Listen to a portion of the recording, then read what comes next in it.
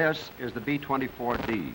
It is a large airplane, but that in itself does not mean that it is difficult or tricky to fly. It is obviously impossible to learn to fly by merely looking at a moving picture. However, it is hoped that picturizing the procedure for preparation, takeoff, and landing will be of some help by making each operation and the reason for it a little clearer. This film on how to fly the B-24 is based on an appendix appearing in the Consolidated Flight Manual. This is a serious film. It is not entertainment. Nor is it truly an instruction film, since the subject is too complicated for teaching by this method alone.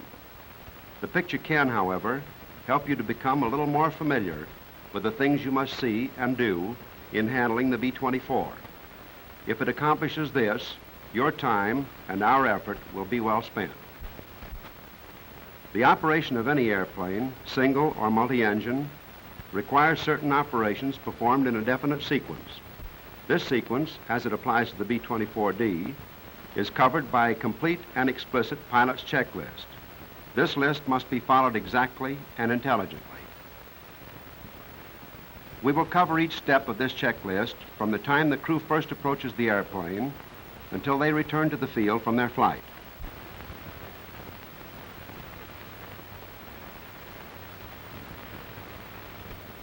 And now, as the crew approaches the airplane, the flight engineer proceeds to open up. He unlocks and opens the small access door on the right side of the fuselage, and reaching in, opens the bomb doors by pulling outward on the handle of the auxiliary bomb door valve.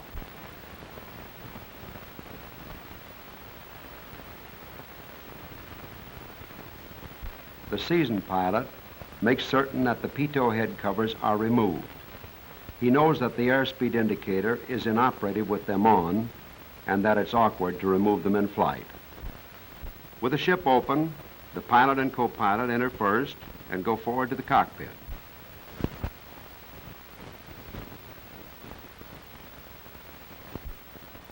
The flight engineer then enters. His first act is to turn on the 4 fuel selector valves. There is a valve for each engine, which is marked to connect the engine to a correspondingly numbered fuel system, or to the cross connection which interconnects all valve units. The valves are located overhead. 2 on the right of the center line, forward of the main spar, control flow to engines 3 and 4. The 2 valves on the left side control flow to engines 1 and 2.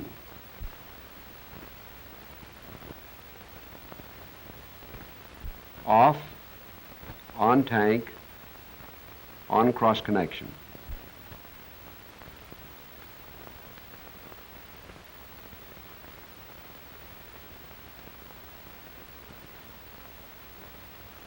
The engineer next checks the fuel load.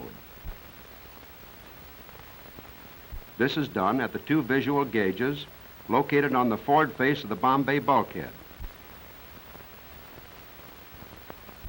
Each gauge is connected by a 2-way valve with 2 of the 4 main fuel systems.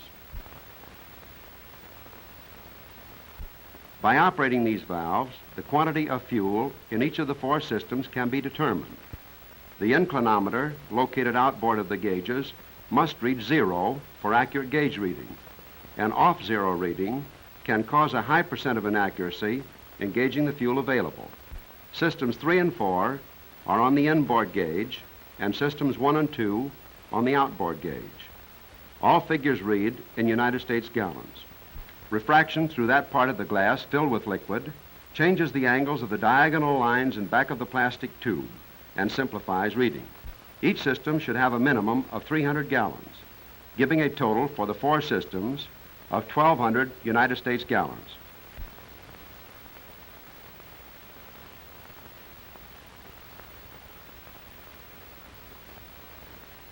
In the cockpit, the pilot and co-pilot adjust their seats. The seat adjusting levers located outboard of each seat permit adjustment fore and aft, up and down, and tilt. Comfortable adjustment of the seats accomplished, the rudder pedals are set for proper length. Each pedal adjustment ratchet is located between the pedals. Push the ratchet lever away from the pedal with the toe and move the pedal fore or aft to the proper position, like this. Be sure all seat and pedal latches are firmly engaged.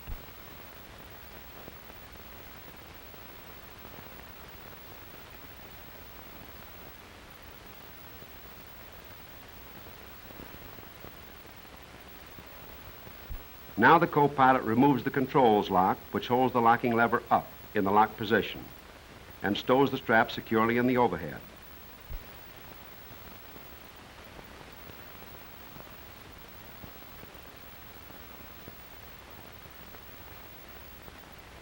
Take up all the slack and secure the loose end so it won't slap your face.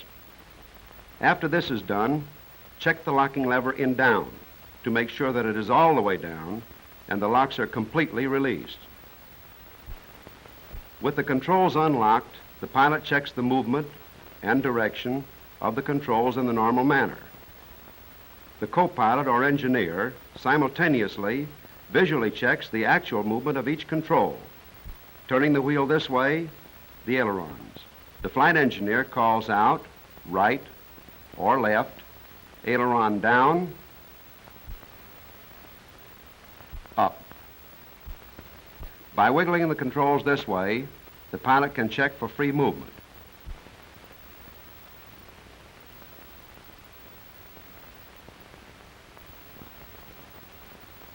Now the elevators. By exercising the wheel fore and aft, like this, the elevators are checked for position and movement.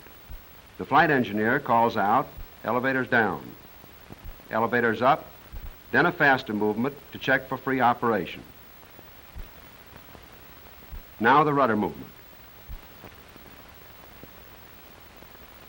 The flight engineer calls out, right and left rudder. Now rapid movement for a freedom check. These checks might seem superfluous, but controls have been found crossed after re-rigging. And now we're ready to begin the approved procedure for starting the engines.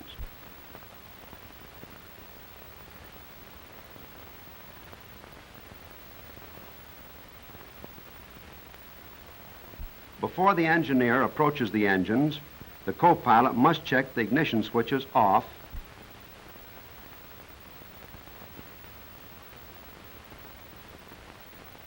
and the master ignition switch off. A kickback would result in serious injury to the engineer.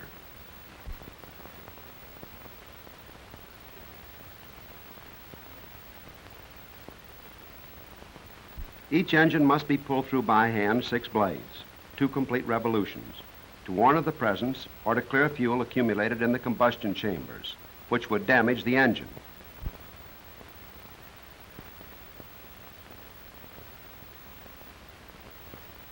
Keep clear of the plane of propeller rotation. Don't become careless. The ignition switch off can be just like the famous unloaded gun.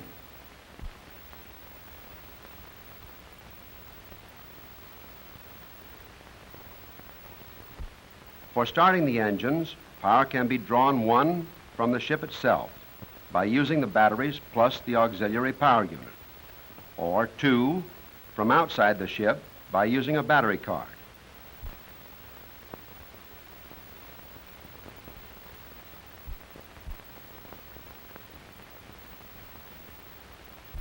For starting either way, the generator switches located on the generator panel are turned off.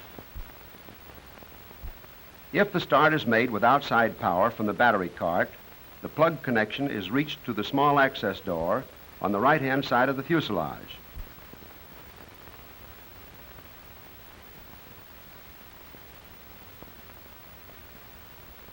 The battery switches, located over the master switch on the right side of the cockpit, are turned off for starting with the battery cart.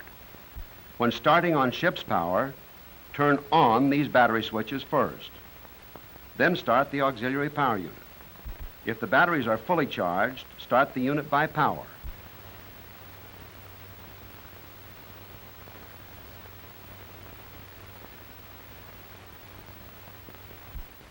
Equalizer switch on, fuel on, prime. Press the starter button. The generator then acts as a starting motor to turn the engine of the unit. If the batteries are low, to start by hand, wind the starter rope around the drum. Fuel on, prime,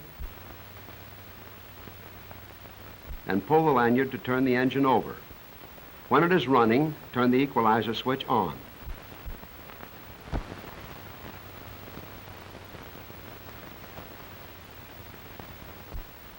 Now, turn on the 4 ignition switches. 4, 3, 2, and 1. And the master switch.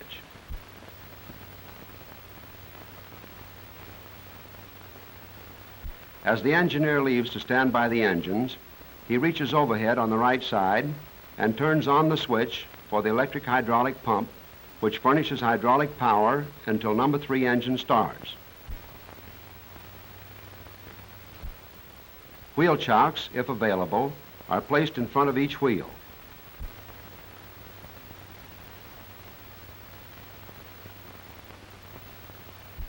Even if chocks are used, the pilot sets the parking brake to keep the airplane from rolling when the engines start. Just press the pedals and lift the latch.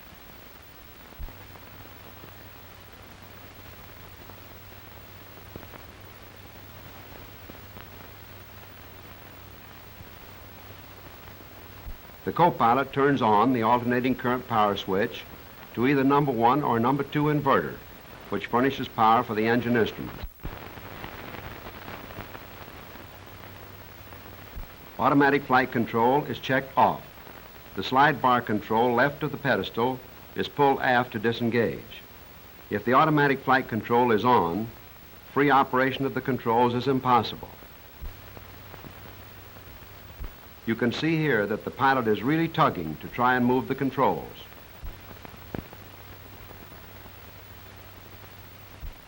De-icer and anti-icer controls to right of pedestal on the panel are checked off. De-icers on will change the wing characteristic.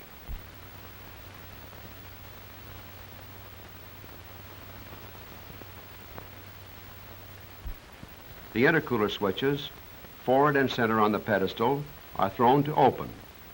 Closed intercoolers would cause overheating and detonation.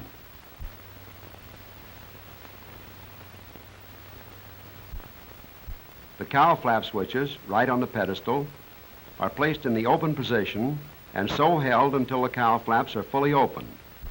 They must be fully open to permit air circulation to cool the engines during the start and warm-up period. The complete cycle from closed to open takes about 30 seconds.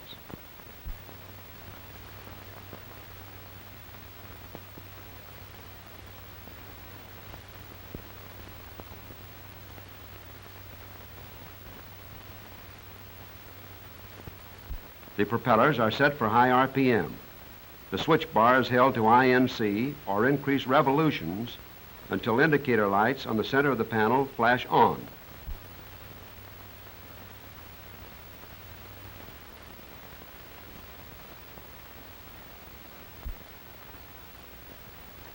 All 4 supercharger controls are set to off, which opens the engine exhaust tailgates. If engines are started with turbo controls on, the tailgate would be closed and the exhaust tailpipe would probably be blown out.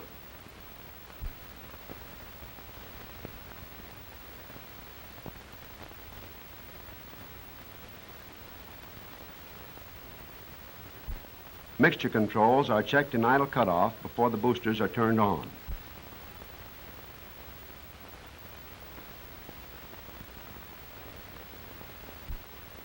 The airplane fire extinguisher valves, located outboard of the co-pilot, are checked for position so that they can be operated quickly if needed. There are 2 selectors. The rear one directs gas to engines 3 and 4, and the one forward to engines 1 and 2.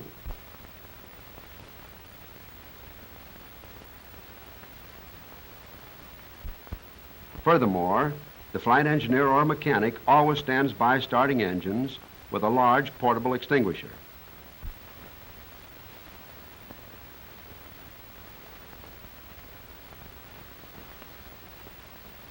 Engines are started in the order of 3, 4, 2,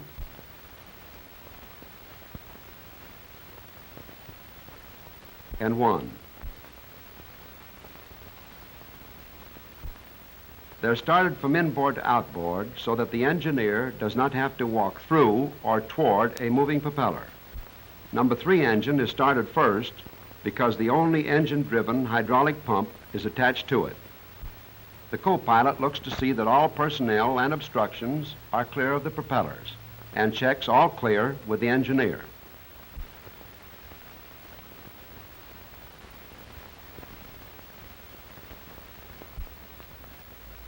Then the fuel booster pumps are turned on. Booster pressure is required for priming and to ensure an adequate fuel pressure until the engine-driven pumps take hold.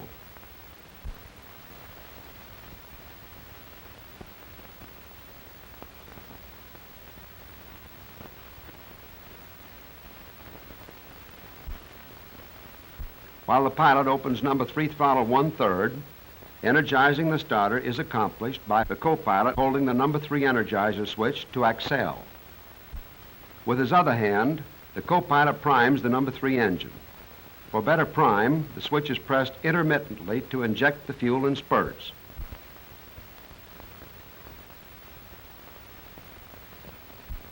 The accel position is held for 12 seconds and then the crank switch is thrown.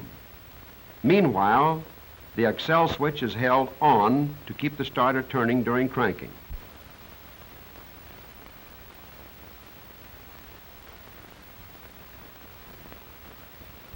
When the engine fires on the priming charge, the mixture control is thrown from idle cutoff to auto lean.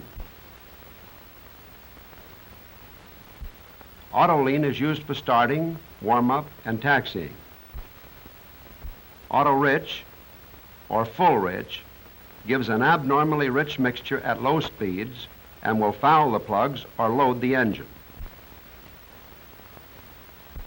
With the mixture control in idle cutoff, there is no flow of fuel, but as soon as the lever is moved from idle cutoff, a valve is opened and fuel flows to the carburetor jets.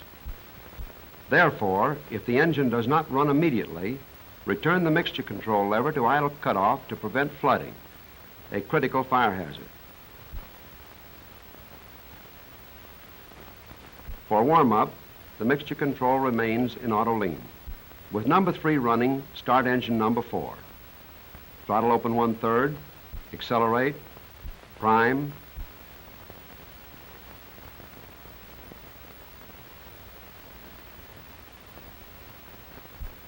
crank, mixture control to auto lean.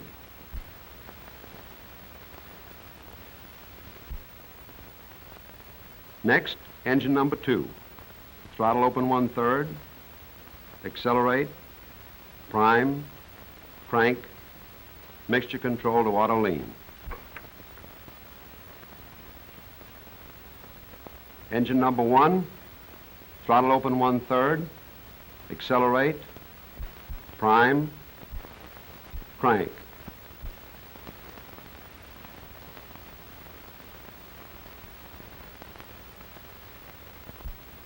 This one fails to fire immediately. Mixture control is returned to idle cutoff. Now, with added prime, it takes hold, so back to auto lean.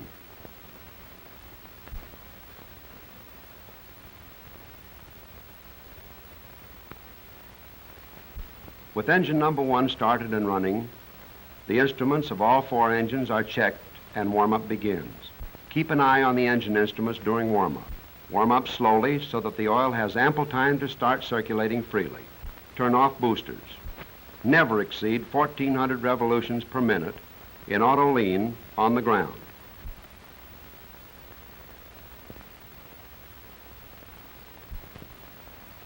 Now with the engines running at 1,000 RPM, the pilot checks all gauges. The oil pressure drops to the operating range as the temperature rises. Oil pressure 45 to 50 pounds. Fuel pressure 14 pounds. Manifold pressure 15 inches. Warm up until the oil temperature gauges indicate 40 to 60 degrees centigrade. Engines 1 and 2 on the left gauge and 3 and 4 on the right. The head temperature gauges likewise have 2 hands, 1 and 2 left, 3 and 4 right.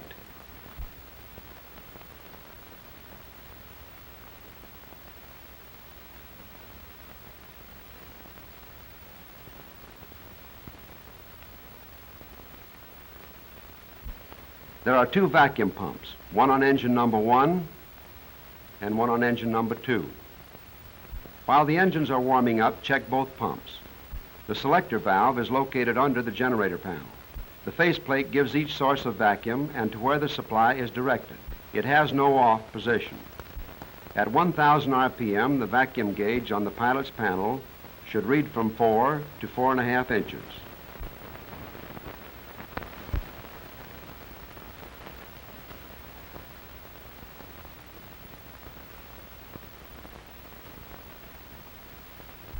Now check the brake pressure.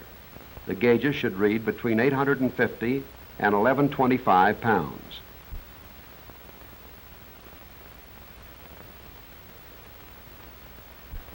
Throw the de-icer lever, located to the left of the co-pilot's control column under the switch panel, to the right, to on, and see that the de-icer boots inflate and deflate.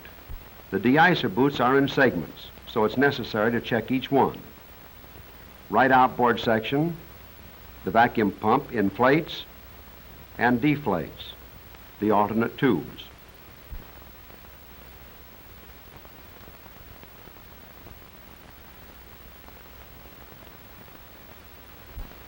Section outboard of engines, inflate and deflate the alternate tubes.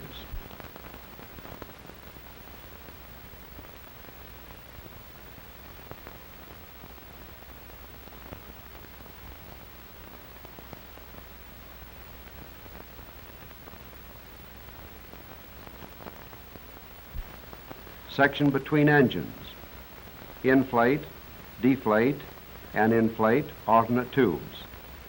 Section between engine and fuselage, and also the tail group. The pump inflates, deflates, and inflates the alternate tubes.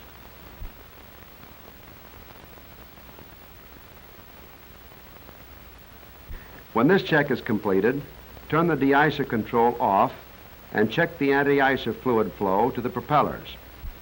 The fluid motors are operated by this rheostat on the panel behind the mixture controls. It is calibrated in gallons per hour. For clarity, flow of fluid is shown with the propeller idle. When the propeller is revolving, the fluid runs out along the blade. Turn the fluid off when the check is completed.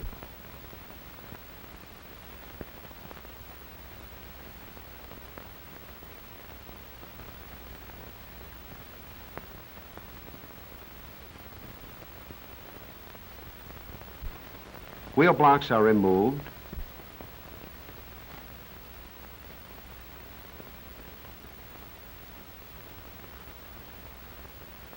And when the last crew member enters the airplane, he closes the bomb doors by pulling on the auxiliary bomb door handle under the flight deck on the right side.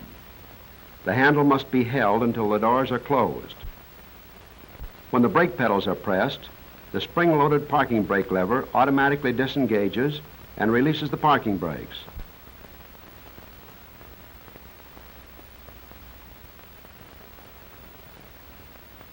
Before taxiing away from the line, the pilot again checks the propellers for high RPM by throwing the bar of the propeller switch to increase. When the propellers are in high RPM, the 4 governor limit lights are illuminated. Now we're ready to go. The wise pilot taxis the plane to the head of the runway for the final run-up and preparation so that he can take off immediately thereafter and avoid the fouled engines inevitably caused by long idling.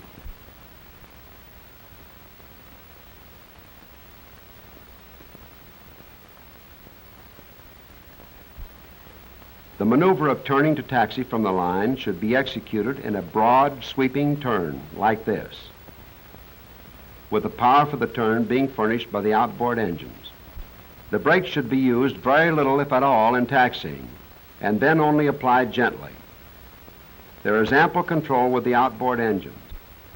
You can see how easily the airplane can be maneuvered and controlled as it is being deliberately S-turned with the outboard engines. The B-24D is a large airplane, but when properly handled and kept under control by mild use of power and brakes, it can be handled as easily as a small plane. Notice how the inboard wheel is turning at a generous radius. The tires are not skidding, and the nose wheel is not canted at an extreme angle. This is the way not to handle an airplane. There is absolutely no excuse for abusing an airplane in this manner. If it were even moderately loaded, such violent application of the brakes would in all probability cause nose wheel failure. Abrupt turns like this are prohibited. Notice that the inboard tire is twisting and that the nose wheel is canted at an extreme angle. It is against the stops and it's sliding. And now the B-24D, without violent abuse of brakes, taxis to the head of the runway. Reel 2 of this series deals with final run-up, takeoff, use of flaps, preparation for landing, the safety checks which must be made before the airplane touches the ground, and finally, the securing after flight. The airplane has been properly warmed up, prepared for flight, and is taxiing out to the takeoff area. On arriving at the head of the runway, the pilot stops the airplane and sets the parking brakes again. Press the pedals, lift the parking lever, and the brakes are on. And now comes the final check and engine run-up preparatory to takeoff. The co-pilot sets the throttles of all 4 engines evenly .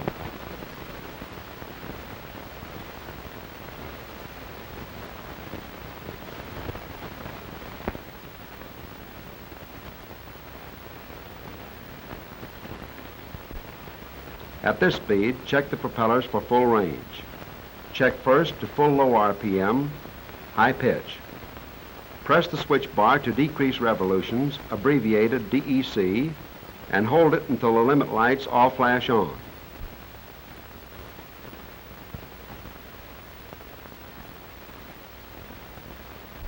High pitch is used in normal flight because the airplane has forward motion and demands a heavier grip. Now the switches are changed. The switch bar is thrown to INC for low pitch, high RPM, and held until the lights on the instrument panel flash on again.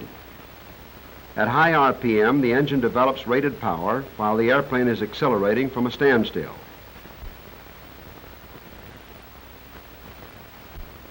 When the limit lights flash on again, the propellers are in full low pitch and the switch is released.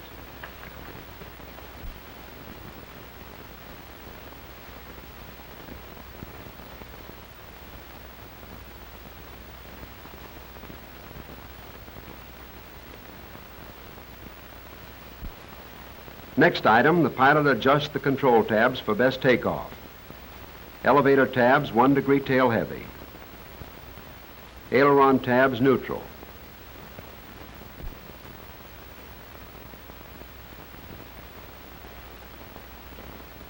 Rudder 2 degrees to 2 1/2 degrees right rudder to provide for engine torque. These settings are for normal conditions and loading. The pilot again checks the automatic flight control, or pilot, off.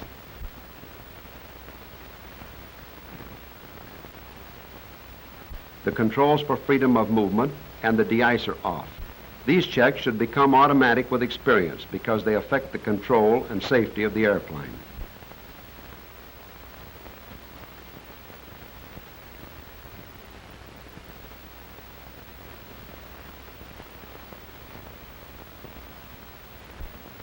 The co-pilot sets all of the mixture controls to auto-rich. Never take off in auto-lean because the mixture is too lean for high power. Engines will overheat and detonation will result. Detonating engines have been known to stop completely and suddenly. Never attempt to use intermediate mixture positions.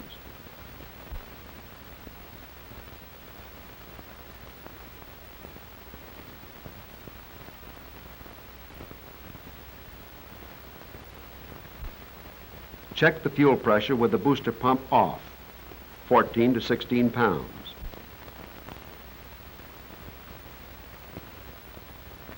And then turn on the booster pumps for takeoff. The booster switches are the top row under the panel to the left of the co-pilot's control column. Again, check the engine head temperatures before run-up. They must be between 150 degrees and 205 degrees centigrade. The red line shows maximum temperature allowed in the air, but is too high for takeoff.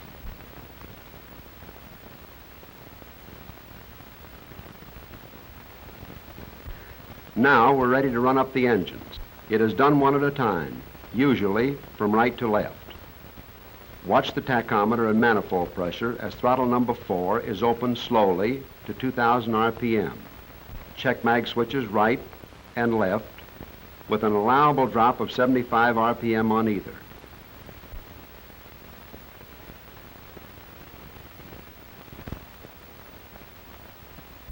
Now, open the throttle wide against the stop. Engine superchargers give about 36 to 37 inches manifold pressure at sea level. With throttle wide open, move the turbo supercharger control slowly to on. Manifold pressure increases from the engine supercharger boost to the final sea level takeoff setting of 49 inches at 2,700 RPM. The turbo supercharger provides the added 12 inches boost. Now retard the throttle slowly again to 1,000. Now on number 3 engine, open the throttle to 2,000 RPM.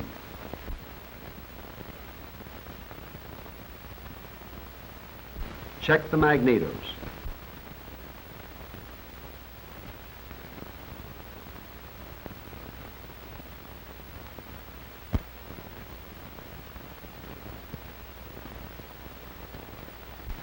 Then, before opening the throttles wider, extend the wing flaps in order to take advantage of the hydraulic pump, which is only on this engine. To stop the flaps before full up or down, the operating lever is returned manually to neutral when the flap indicator reaches the position desired. The Fowler flaps are set to 10 degrees down for best average takeoff. This setting gives maximum performance in case of engine failure. 20 degrees extended flaps is the best setting for takeoff and gives maximum lift. For normal operation, however, the 10-degree setting is recommended. Now, open number 3 throttle wide to the stop. Open turbo supercharger slowly to the stop. The control is opened slowly to permit the regulator to stabilize. Check the power instruments. They should read 49 inches at 2,700 revolutions per minute. All engine control movements should be executed slowly to avoid abrupt power changes. Here, number 3 engine is kicking up the dust at full power output.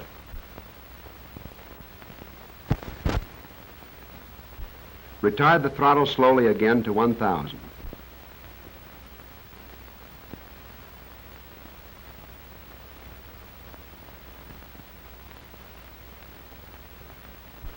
Engine 2, open throttle to 2,000 RPM.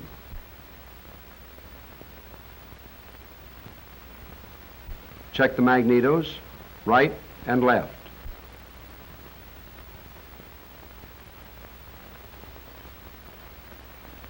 Open the throttle wide.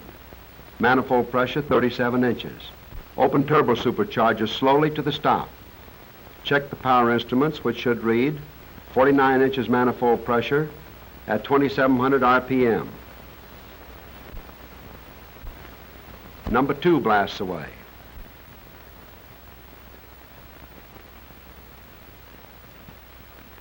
And now retard the throttle slowly to 1,000 RPM.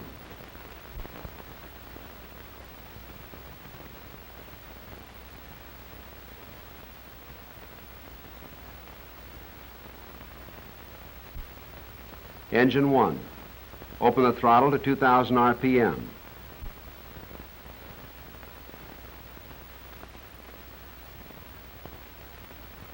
Check the magnetos, right and left.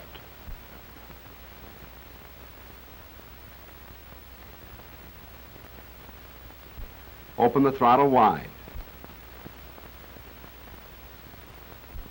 Open the turbo supercharger slowly to the stop.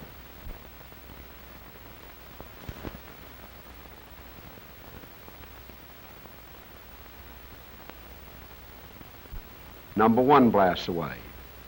All 4 engines have now been checked and are performing to the pilot's satisfaction. The throttle is retarded slowly back to 1,000 RPM. After the turbo controls are set, they are left on, and the throttles are set to maintain approximately 800 to 1,000 RPM. This is slightly above normal idling speed, but prevents fouling of the plugs and keeps the turbo superchargers turning at a fair rate of speed. The left friction drag is tightened to hold the turbo control levers.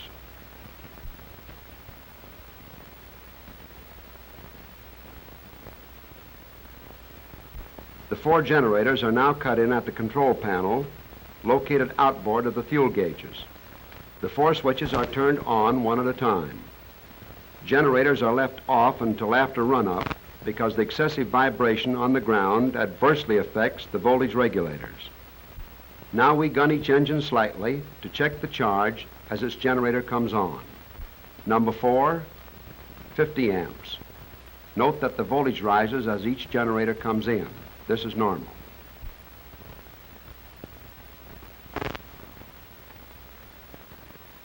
Number 3, 50 amps.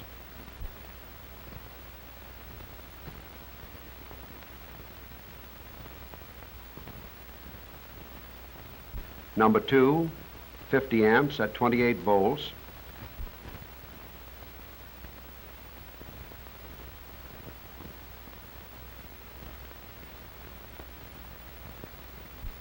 And number 1, 50 amps at 28 volts.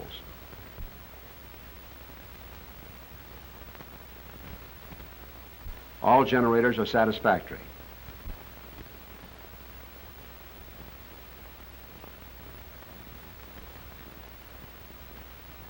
Close the cowl flaps to 1/3 open for takeoff. Open cowl flaps reduce speed about 0.8 of a mile per hour for each degree of opening. Furthermore, with cowl flaps more than 1/3 open, tail buffeting results below 150 miles an hour indicated.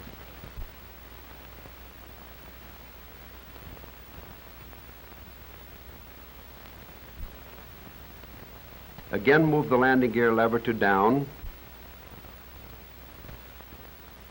and on the hydraulic gauge above the pilot's control column, check kick-out pressure at 825 to 875 pounds per square inch.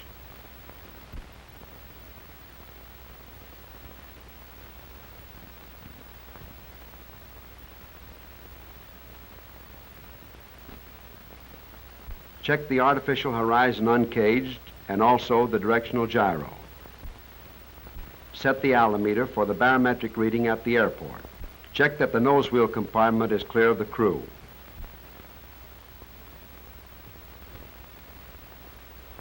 Now we are set for the takeoff run. Press the brake pedals to release the parking lever, which drops down, and the brakes are released again.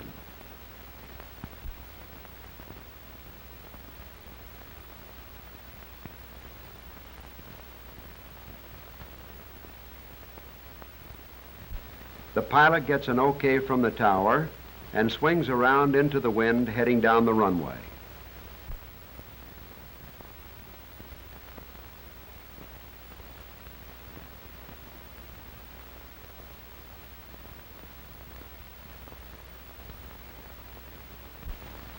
Then he opens the throttle slowly and evenly against the stops where they are held by the co-pilot to keep them against any tendency of creeping closed.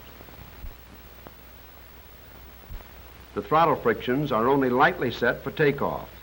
Therefore, during the run, the co-pilot holds the throttles open and adjusts the turbo supercharger controls to equalize all manifold pressures at the 49-inch top limit. As the plane accelerates, the pilot applies a gentle back pressure on the controls to assist in lifting the plane on the gear. At 110 miles per hour, the plane with a moderate load easily leaves the ground. Hold the nose down and maintain the takeoff course until the indicated airspeed reaches 135 miles per hour.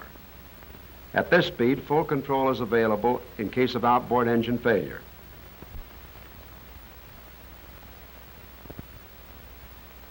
As soon as the airplane is well clear of the ground and definitely airborne, the landing gear is raised. If the landing gear fails to retract immediately, it is usually due to air in the system. To bleed it out, work the operating lever through up and down cycles until the action is normal.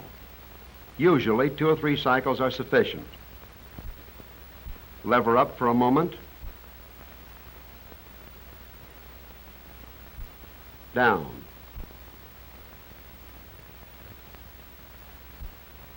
Up again.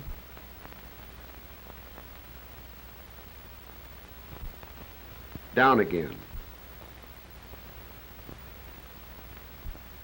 And now, here it goes all the way up.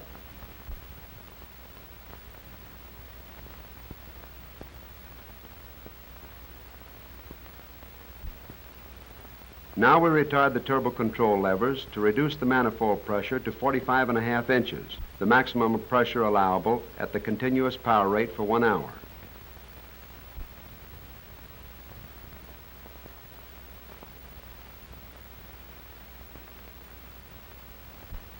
With the propeller control switches, the co-pilot reduces revolutions to 2550, while the pilot readjusts the manifold pressure as the propeller pitch increases.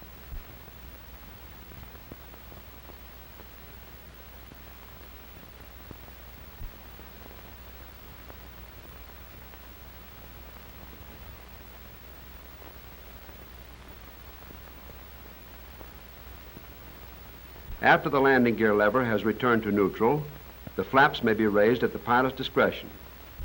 Landing gear and flap control valves are operated only one at a time, never together. Do not exceed 155 miles per hour airspeed with the flaps extended.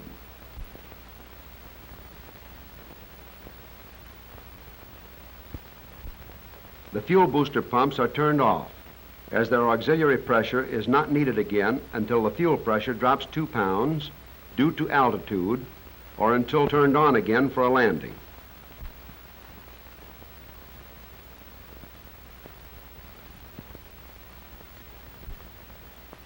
Close the cowl flaps to a minimum opening required to maintain proper head temperatures. High airspeed cools better than open cowl flaps. Maximum head temperatures are 260 degrees in auto rich and 232 degrees in auto lean. Check the engine instruments. Oil pressure 75 to 90. Fuel pressure 14 to 16. Maximum oil temperature is 75 degrees centigrade in auto lean. In auto rich, for rated power 85 degrees and military power for 5 minutes 100 degrees are the maximum.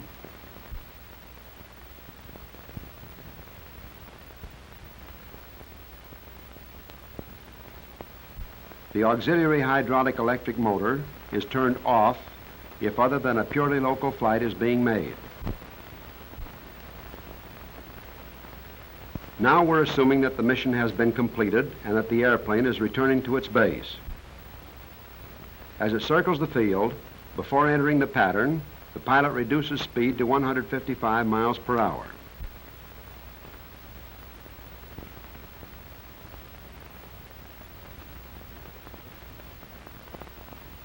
He notifies the crew that the airplane is coming in for a landing and receives the report that the nose wheel compartment is clear of the crew.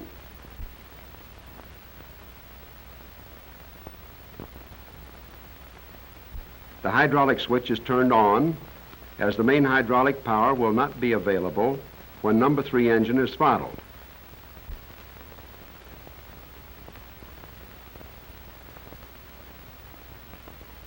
The accumulator brake pressure is checked between 850 and 1,125 pounds.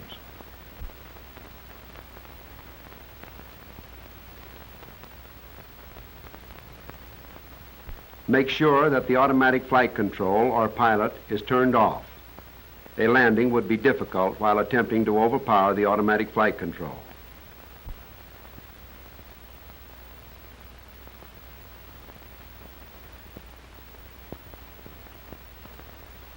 Cowl flaps are now closed to prevent rapid engine cooling in the glide, to eliminate tail buffeting as the speed is reduced, and to cut down head resistance in case the landing is refused.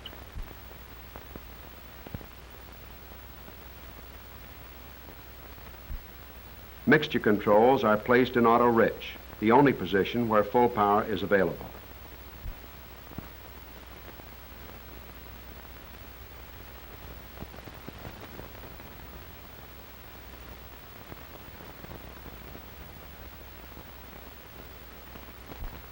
Intercooler shutters are open unless the carburetor is icing, but when used, watch the head temperatures.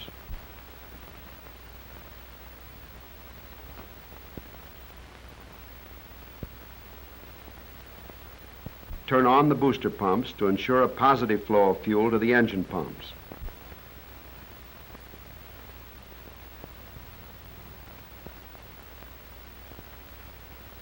The wing de-icers are turned off.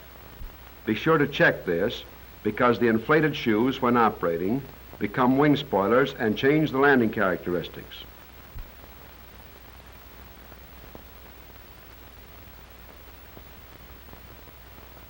Move the landing gear lever to up to check the kick-out pressure. This should be from 1,050 to 1,100 pounds.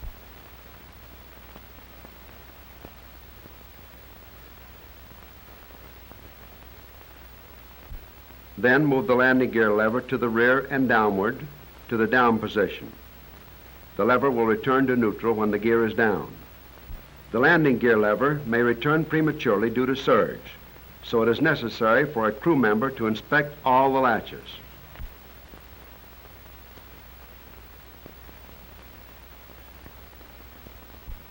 Each main landing gear latch can be seen from the rear window on each side.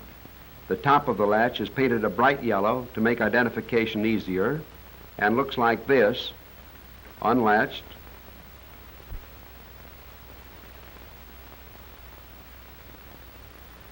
unlatched, and latched. The main landing gear latches cannot be seen with the flaps extended. Again, unlatched, latched.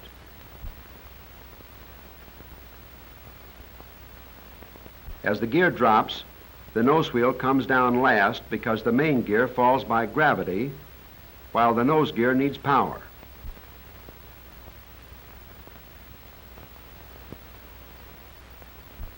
When engaged, the nose gear latch from the nose wheel compartment looks like this. Be sure it's properly engaged. Very sure, because it is important.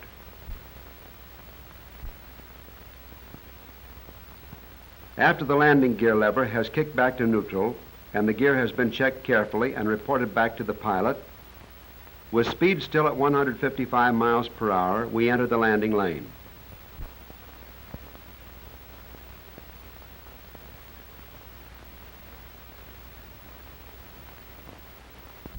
When in the groove, lower the wing flaps 20 degrees by moving the flap lever on the right of the pedestal to the rear.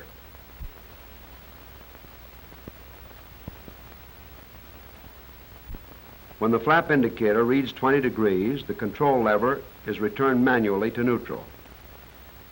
The half-down flap is recommended for the beginning of the approach as the lift and drag are both increased at low speed and the attitude of the airplane is changed for a wider range of vision during landing.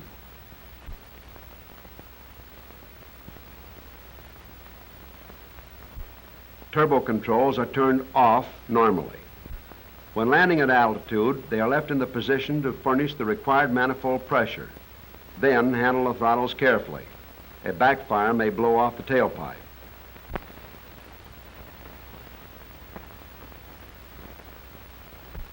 As you approach the boundary of the field now, place the flap lever in the down position. When the flaps are extended fully, the lever will return to neutral automatically and the indicator will show 40 degrees. Always allow sufficient time to settle into the new attitude before the final level off or flare.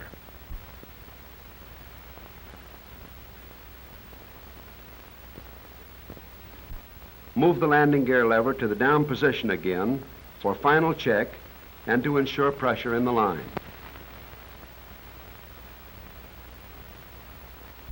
Throw the propeller control switch to increase for high revolutions per minute so that full power is available in case of a refused landing. As the airplane glides in for a landing, the throttles are retarded and the tabs are adjusted to maintain proper balance. To maintain a steady approach, a slight amount of power is usually necessary. Adjust the throttles as power is needed to keep the proper airspeed and position. Begin the flare with ample altitude for control response. Remember, this airplane has great momentum due to its weight and resists sudden changes of direction. The best landing attitude is the conventional one for airplanes not equipped with tricycle gear. Never land in an attitude which allows the nose wheel to make ground contact first.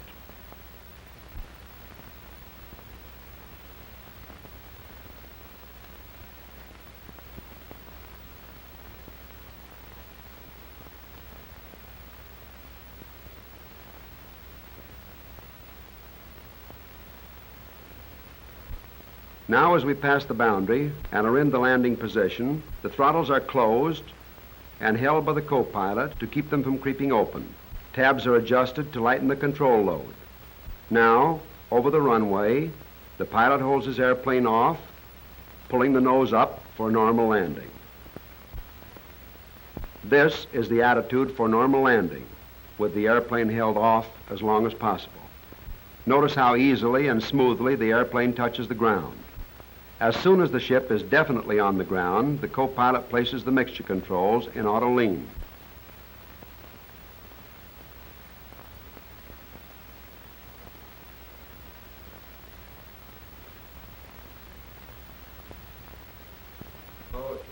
If the field is short and the brakes must be applied immediately, a three-point landing is permissible. When a three-point landing is made, it is done with the main wheels and the nose wheel touching the ground simultaneously. Notice again with the three-wheel landing how smoothly the plane makes contact and how moderately the brakes are applied after the nose wheel is firmly on the ground. On airplanes equipped with retractable tail skids, an emergency landing may be made tail down with the tail skid hitting the ground simultaneously with the main wheels. Here he comes now for a tail skid landing to show how high the nose of the plane may be maintained. By sending crew members aft after the plane makes contact, the tail skid may be kept on the ground for a long run, requiring no use of the brakes in a field of average length.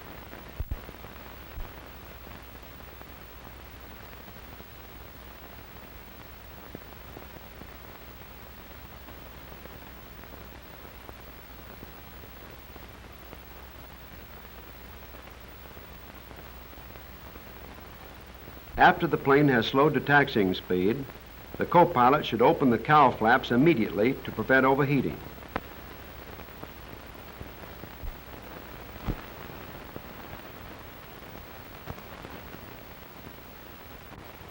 Wing flaps should be raised before taxiing so that mud or rocks cannot be thrown into the overflap or tracks.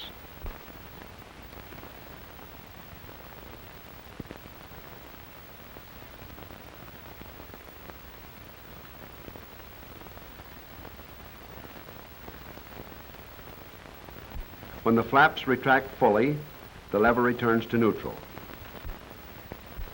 Remember, turn and taxi slowly. Use the engines to steer. Don't use too much throttle. And keep the airplane well under control. The pilot here has perfect control as he taxis off the runway and turns to the parking area.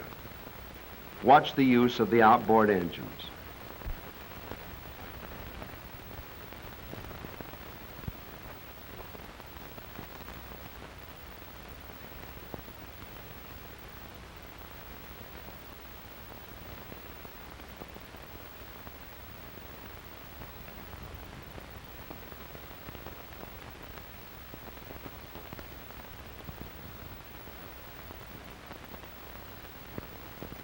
Upon arriving at the parking area, the engines are stopped.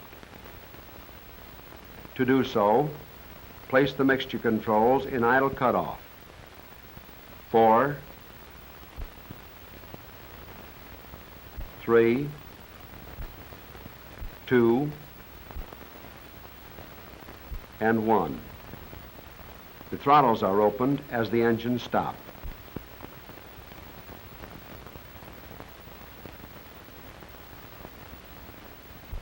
After the engines have stopped, the bomb doors are opened.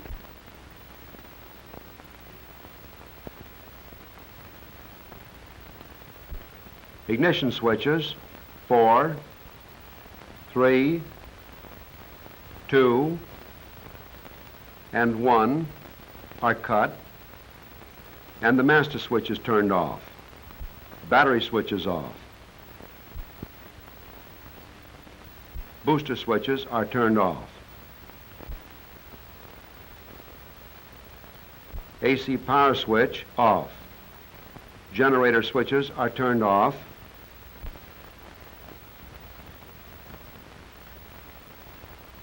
Auxiliary hydraulic pump off.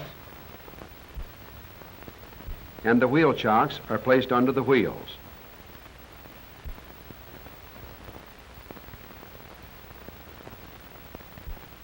Now, center the service controls. Raise the control locking lever and secure it with the strap.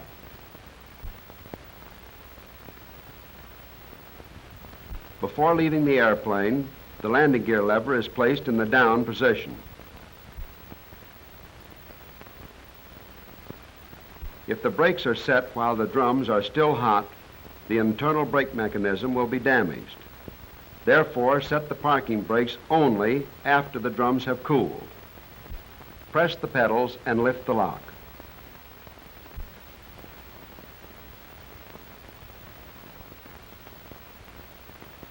Cowl flaps are closed, but not until after the engine cools, because the heat retained within the engine will burn out the spark plug terminals.